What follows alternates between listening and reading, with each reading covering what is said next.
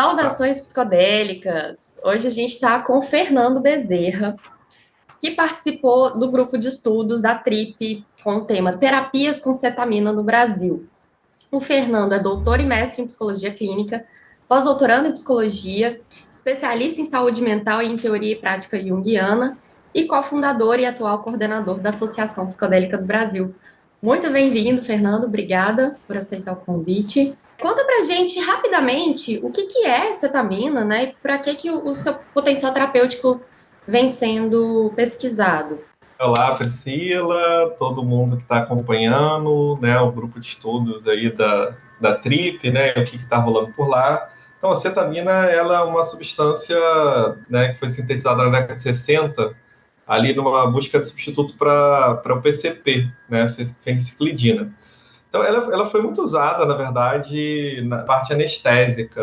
Então, foi aprovada pela FDA para isso, foi usada na Guerra do Vietnã, porque tinha uma margem de segurança boa para um uso fácil, simples, digamos assim. Houve muito um conhecimento sobre o uso dessa substância durante esse período. Um pouco depois, né, acho que ela começou a ser usada também por pesquisadores e por terapeutas psicodélicos no contexto de tratamento de alguns transtornos mentais, principalmente. Isso vai aparecer, por exemplo, no tratamento da depressão, tá? E também de algumas dependências. Eu acho que foram talvez os primeiros tratamentos, mas as primeiras pesquisas também, se a gente pensar ali nas pesquisas da década de 70, assim como aconteceram com outros psicodélicos, né? Elas eram muito pouco específicas. Então, tinham profissionais que trabalhavam tratando, por exemplo, o conjunto de psiconeuroses, espectro bem amplo de sofrimentos psíquicos, né? E não uma coisa tão endereçada, organizada, dentro de um diagnóstico muito específico. Mas a cetamina é curiosa, né? Eu considero ela um psicodélico, tá? Isso não é consensual. Então, a gente mesmo quando, por exemplo, um artigo que foi publicado, eu participei, eu ajudei a ordenar, né, com a Julia Friend, com um grupo de pesquisadores da PUC-Rio, e a gente vai ver que tem revisores, por exemplo, que não consideram a cetamina um psicodélico. Por quê? Porque a cetamina ela é de uma classe distinta do que, por exemplo, os psicodélicos serotonérgicos, os psicodélicos clássicos. Ela atua de outra forma no nosso sistema nervoso, ela tem um efeito diferente do ponto de vista subjetivo, em determinadas doses subanestésicas, vamos colocar assim, né? Ela pode promover um efeito de uma excursão psíquica.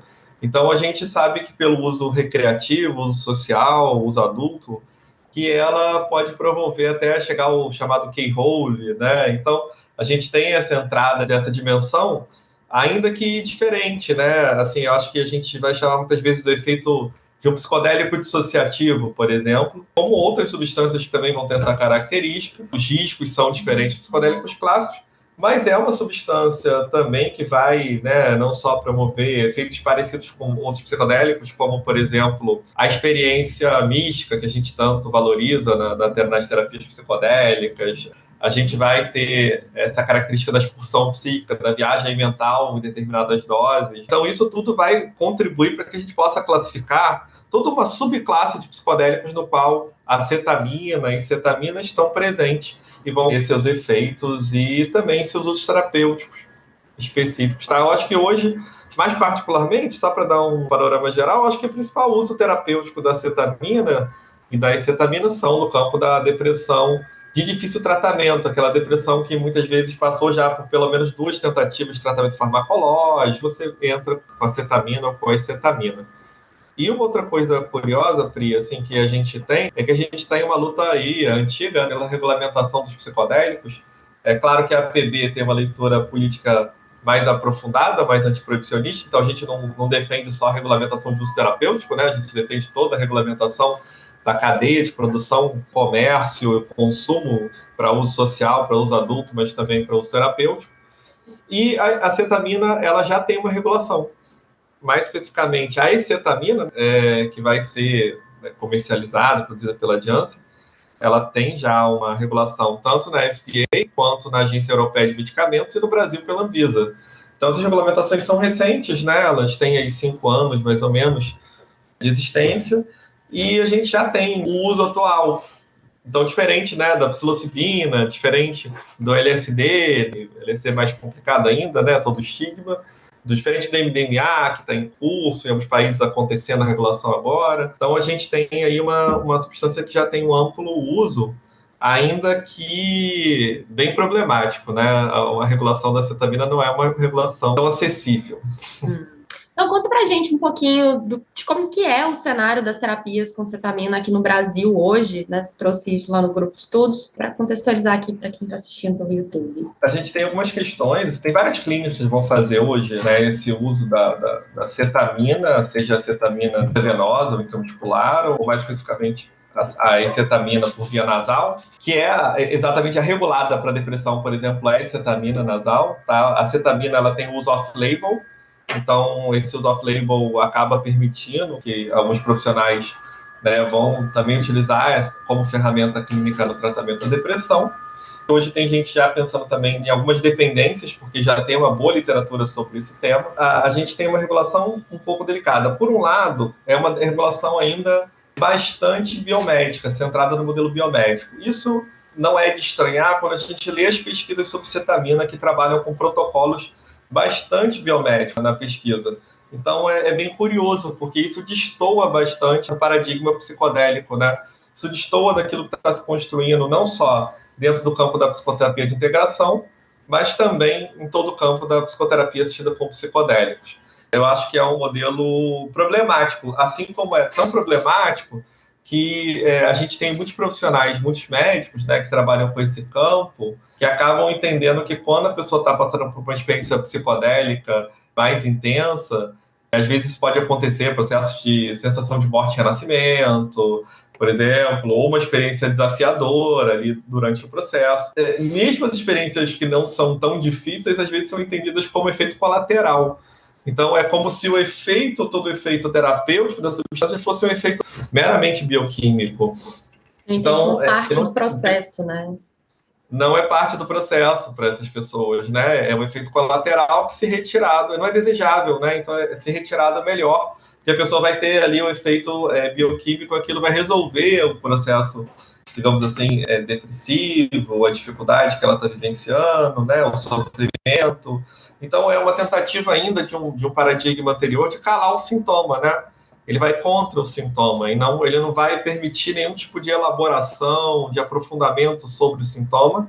É justamente aquilo que a gente tem pensado, que é interessante nas psicoterapias de integração e na psicoterapia assistida com psicodélicos, é justamente uma mudança de paradigma, né, onde a gente consegue não só combater, digamos assim, o sintoma, mas entender o seu contexto, transformar a relação de vida, transformar a nossa própria vida, de certo modo, trabalhar isso. Aquilo que a ciência, uma certa epistemologia, divide entre corpo e mente, aquilo que é dividido, que é separado, a psiquiatria cuida do corpo, a psicologia cuida da mente, todo esse paradigma psicodélico quebra esse divisionismo, digamos assim, para estabelecer uma perspectiva mais unificada de pessoa, porque afinal é uma pessoa, né? Não é um diagnóstico, não é um sintoma, é uma pessoa, né? Com todos os seus desejos, particularidades, especificidade. Então, parece que o modelo com a cetamina, ela vem com dois problemas. Um é essa leitura extremamente biomédica, que não são todos os centros, tá, que fazem esse modelo, que usam essa leitura tão reducionista, mas é muito comum. E, por outro, eu diria que é um problema de acesso, tá? Então, hoje, por exemplo, basicamente, ou você acaba tendo um custo um pouco alto, porque você vai precisar de um anestesista para fazer, se for o caso da cetamina, né? Ou se você vai pagar a cetamina, às vezes os valores são bastante caros, assim, bem exorbitantes. E a gente hoje ainda tem uma dificuldade para pensar quais são os melhores modelos dentro de uma regulação da cetamina, porque eles não aconteceram, tá? A gente tem um modelo de pouco acesso, né? E assim, claro, tem alternativas. Uma alternativa é o próprio Sistema Único de Saúde, principalmente com a cetamina, mais especificamente, porque o mais caro já está lá dentro, que são os profissionais, né? Pagamento de salário, né? Aqueles profissionais que estão dentro do sistema. Essa é uma alternativa, mas a gente tem também que pensar em todo o contexto geral. Talvez o caso da cetamina traga para a gente é como as regulações, elas demandam também uma articulação com a sociedade civil. tá? Como ela demanda a participação dos usuários, pensando nos usuários de forma geral, usuário do sistema, usuário da substância para o terapêutico, e é pensar todo esse cenário, porque a gente vê que, se no caso da psilocibina, né, do MDMA, da ayahuasca, tem todo um debate social, um debate sobre reparação histórica, um debate sobre interseccionalidade, um debate sobre políticas de acesso, um debate sobre SUS, que a gente tem feito, inclusive, pela APB há muitos anos. Parece que com a cetamina nada disso aconteceu. Então foi basicamente assim, vamos fazer a pesquisa aqui de fase 1, fase 2, fase 3, a gente entrega para vocês o resultado, vocês regulamentam e está tudo pronto e está tudo resolvido, né? E quando essa regulação se dá de uma forma muito estrita pela indústria farmacêutica, o que acontece? A gente acaba não tendo essa participação e essa voz. Eu acho que, para mim, a regulação da cetamina, embora eu não tenha absolutamente nada contra a substância, pelo contrário, eu acho que a cetamina é uma excelente ferramenta, assim, dentro do tratamento de um conjunto de transtornos, assim, ela é efetiva, né? Ela tem uma efetividade, principalmente para depressão de difícil tratamento, tem resultados realmente muito bons, assim, comparáveis ao padrão ouro, digamos, né, dentro desses tratamentos, na minha opinião, com menos efeitos até colaterais, com menos risco, então ela é muito interessante. Inclusive, usa muito pouco a cetamina dentro do que a gente poderia usar, mas, ao mesmo tempo, a gente tem também aí um problema regulatório importante. Então, isso a gente tem que começar a debater esses temas, né, porque senão parece que essas coisas passam. E a impressão que eu tenho é que muitas vezes é meio subutilizado, assim, né? Porque eu ouvi vários relatos de pessoas que fizeram esses processos em clínica, e aí, claro, pode não ser toda clínica que age dessa forma, mas talvez a grande maioria seja assim, que a pessoa, ela era colocada lá para tomar acetamina, muitas vezes não ficava nem ninguém durante o processo, não conversava antes, não conversava depois sobre o que a pessoa sentiu, né, assim, como é que foi o processo interno dela, realmente como se fosse esperando só o resultado bioquímico da coisa, né, e toda a subjetividade envolvida fosse excluída do processo. Eu percebo isso como um desperdício, né, poderia aprofundar tanta coisa, puxar tanta coisa e talvez ter um processo muito mais interessante, mais eficaz até, né, e não é feito, né, assim, isso é lamentável, e muito caro, né, muito caro. Bom, acho que você já está trazendo um pouco disso, né, mas para resumir, assim, o que você acha que poderia melhorar no cenário aqui brasileiro? Você levantou bem esse ponto, né? A gente não dá para não trabalhar com uma perspectiva de integração dentro desse modelo. Então, isso é legal que assim, a gente tem visto artigos também cada vez mais discutindo esse tema dentro da questão da cetamina. Então, a gente tem voltado a debater, por exemplo, o modelo russo, né? Que foi muito desenvolvido pelo Krupitsky, por vários colaboradores, pessoas que vieram do grupo russo, vieram para os Estados Unidos e continuaram desenvolvendo o modelo, que é um modelo de psicoterapia assistida com cetamina. Então, é uma coisa que parece que tinha sido um pouco enfraquecida, né? Começou muito para tratar a dependência de substâncias, hoje está ganhando muita força de novo, considero um caminho promissor. Tem rolado também diálogos, muitas vezes de algumas clínicas também, mesmo quando não tem ali os profissionais, por exemplo, psicólogos, psicoterapeutas, né, que assistam a sessão, mas tentem trabalhar com a pessoa sempre estar em psicoterapia durante todo o processo. É claro que isso também coloca algumas questões para a gente, né? Será que esses psicoterapeutas estão preparados para contribuir para essa integração efetivamente? Estão treinados, capacitados? Bem, isso é um outro ponto, mas ainda assim, minimamente, né, a não ser que a pessoa seja um psicoterapeuta contrário ao tratamento, né, ao procedimento e tal, isso já é né, minimamente ela está tendo suporte. E as pesquisas têm mostrado isso, né, Pri? Eu acho que tem mostrado duas coisas: a importância da experiência, novamente, assim, né, que é uma coisa que a gente tem tanto debate na terapia com psicodélicos clássicos, o quanto isso é fundamental para o resultado, para a eficácia da substância.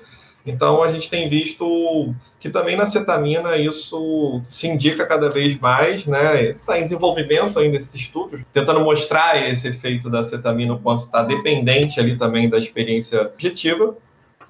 E é um debate, né? Porque, de alguma maneira, é todo um debate que envolve, inclusive, os outros psicodélicos, né? A ideia de psicoplastógenos, que tem rodado por aí, de alguma maneira, buscando, basicamente, eliminar, né, o efeito subjetivo, ainda que não seja aí o discurso oficial, né, de algumas dessas pessoas que estão à frente dessas ideias, dessa concepção. Por um lado, demanda de aprofundamento dessas clínicas dentro de modelos psicossociais, que contribuam, avancem na complexidade da questão, né? Tipo, pensar questões de setting matrix, eu acho que envolvidas durante a experiência psicodélica com cetamina ou com acetamina, tá? E por outro, a gente tem aí uma demanda que é uma demanda de pensar acesso. Essa demanda vai, de alguma maneira, resultar em um processo de articulação que é político também, como a inserção no Sistema Único de Saúde vai acontecer e também como baratear esses processos e como pensar as questões envolvidas em patentes, né? Eu acho que isso também é outro debate que a gente vai ter que estudar o modelo da cetamina, inclusive para que isso não aconteça todo o campo psicodélico e a gente, na verdade, esteja construindo uma terapia restrita a uma elite econômica que vai utilizar essas terapias, né, como um método eficaz para o tratamento de saúde mental, enquanto elas não são acessíveis a outras pessoas, né? Ainda que a gente hoje tanto debata que as terapias psicodélicas não vieram para salvar o mundo, não vão gerar um mundo de trauma zero, não vão resolver todos os nossos problemas, na verdade, se a gente não solucionar os problemas sociais que acometem, que vão gerando esses quadros, elas vão contribuir, vão, né, colaborar com uma ferramenta clínica, né? Elas são úteis, são importantes, e eu acho que é dentro desse entendimento que a gente tem que continuar. Se a gente quer construir um novo cenário que realmente a gente consiga minimizar esse impacto, a gente tem um papel social importante, que é construir também uma nova cultura, uma nova sociedade, né? De alguma forma, uma sociedade que adoeça menos as pessoas, para a gente pensar só no nosso campo micro, né? Que é o campo da ciência psicodélica, da militância psicodélica, é construir um modelo que incorpore a noção de uma sociedade mais justa, mais digna, inclusive para as pessoas, para que isso, sim, vai impactar, né, de uma maneira muito mais efetiva junto com os psicodélicos, e não os psicodélicos sozinhos como uma ferramenta de medicalização da vida, né, de alguma maneira que vá tamponar os sintomas. Os psicodélicos não devem vir para tamponar os sintomas do ponto de vista social, por exemplo. Pelo contrário, que eles sejam ferramentas para que a gente possa enxergar de maneira mais clara o que está adoecendo as pessoas, e não para ser mais uma ferramenta de apagamento, né, das mazelas sociais e psicossociais que a gente está vivenciando. Legal, Fernando. Bom, agora a gente vai para o quadro bate-bola. Vou fazer umas perguntinhas para você e você me responde resumidamente. O que é psicodelia para você? Psicodelia para mim é mergulho, é se permitir mergulhar, digamos, na fantasia, é se permitir mergulhar, né, para além daquilo que se vê de forma ordinária. A segunda pergunta tem muito a ver com o que você já trouxe, que é, num futuro ideal para você, como seria a regulamentação dos psicodélicos aqui no Brasil? Para mim, seria uma regulação que, primeiro, garanta a acessibilidade quanto aos tratamentos, né? Eu acho que chegue a todos, assim, a todas. Uma regulação que garanta usos adultos, usos sociais das substâncias, que esteja vinculada a uma transformação social, né? Uma nova sociedade, uma nova cultura.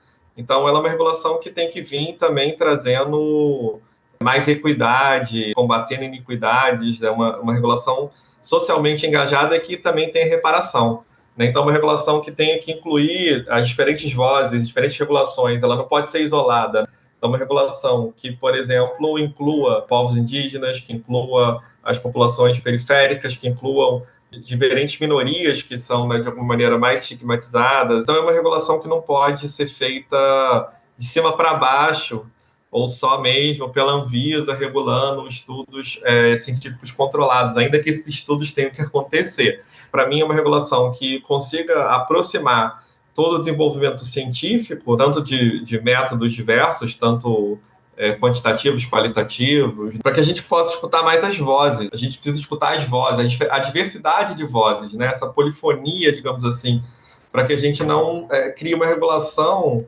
para alguns. Talvez seja um dos pontos mais importantes. E aí, finalmente, eu penso que a gente não tem como fugir, principalmente no mundo que a gente vive já, né? Eu adoraria viver numa sociedade anarquista ou comunista libertária, mas como no mundo que a gente vive, eu acho que a regulação tem que ser estatizante, assim.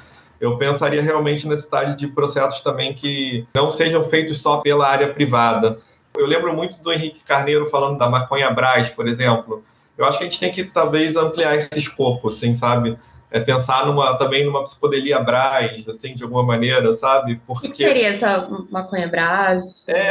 eu acho que assim, a gente tem que. É isso, é articular modelos. Então, por exemplo, a gente tem que garantir a autonomia ao usuário. Então, todo mundo tem que poder cultivar, exemplo, cogumelos, cultivar, né, seus psicodélicos que quiserem usar, etc.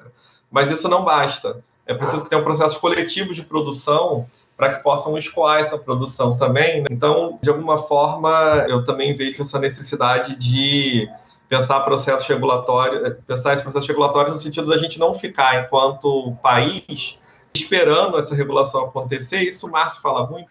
E aí os Estados Unidos vai regular o Canadá e a gente vai comprar tudo deles, assim, as substâncias sintéticas deles, e vai ficar mais uma vez, né, como país periférico, refém da tecnologia, da indústria dos países do primeiro mundo, do norte global. Enfim, não é um assunto que dê para resumir muito, tá, Pri? Porque, assim, acho que, ao mesmo tempo, a gente tem que ter alternativas para regulação que envolvam substâncias naturais, e tem substâncias que não vão ser naturais porque não são, né? A gente são substâncias sintéticas ou semi-sintéticas que têm produção mais barata até por uma via industrial, e a gente vai ter que ter, de certo modo, uma indústria que possa produzir. Um pouco dessa ideia do maconha Brás, assim, de alguma maneira equivalente à Petrobras, né? Equivalente a outras empresas públicas, é que a gente também possa ter mecanismos de produção e gerenciamento, né? Regulamentação, normatização, a nível nacional, que se acompanhe uma via estatal de estatização, que possam garantir que haja circulação, né, digamos assim, dessa produção,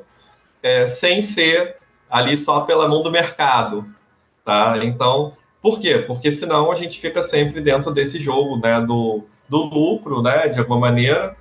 A gente está falando de algo de saúde pública bastante relevante. Talvez mais próximo até algumas ideias iniciais no Uruguai, que não aconteceram efetivamente, pensar um pouco mais outras vias, além do mercado privado. Legal, legal. E por último, qual que é o seu psicodélico favorito? Olha, talvez assim, dar uma resposta um pouco inusitada. É um pouco difícil falar em favoritismo, assim, né? Assim, mas vou falar de uma substância que eu tenho muito carinho, tá? Eu tenho um carinho muito especial pela Salvia divinorum. Tive experiências muito marcantes e muito importantes na minha vida. Fiquei muito, muito triste quando ela foi proibida, assim, achei muito absurdo, né? Foi uma época de questionar bastante a Anvisa, né? Então, talvez eu possa destacar ela aqui, né? Não como Legal. favorito, mas como uma substância que eu tenho um carinho especial. E até porque é curioso, porque muita gente não tem experiências boas com a Salvia divinorum, né? E tive experiências muito boas e muito marcantes. Então, acho que é uma substância de trazer esse carinho. Muito obrigada, Fernando. E se você quiser participar, quem está assistindo aí, quiser participar dos grupos de estudos da PB, a gente tem dois tipos de grupos de estudos. Tem o grupo de estudos do CEP, Centro de Estudos Psicodélicos, que você pode participar sendo apoiadora ou apoiador da PB, com uma anuidade. Vou deixar todas as informações aqui na descrição. E a gente tem também os grupos de estudos da TRIP, Terapeutas em Rede pela Integração Psicodélica, que você pode participar de forma avulsa, e se você for apoiadora ou apoiador, você vai ter desconto também, assim como vai ter desconto no nosso curso Mente Manifesta. Vou deixar todas as informações aqui embaixo. Muito obrigada para quem assistiu até aqui, e obrigada, Fernando. Até a próxima. Valeu, até a próxima.